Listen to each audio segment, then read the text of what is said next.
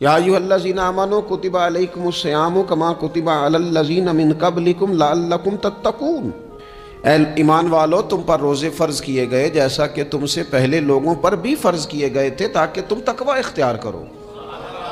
रोज़ा तुम्हें परहेज़गार बनाएगा, तुम्हारे अंदर से जो नफसानी चीज़ें होंगी उन्हें निकालेगा और अल्लाह तबारक व तआला की तरफ तुम्हारे दिल का रुझान होगा, तुम्हारी रूह का रुझान होगा, तुम्हें तज़किया देगा।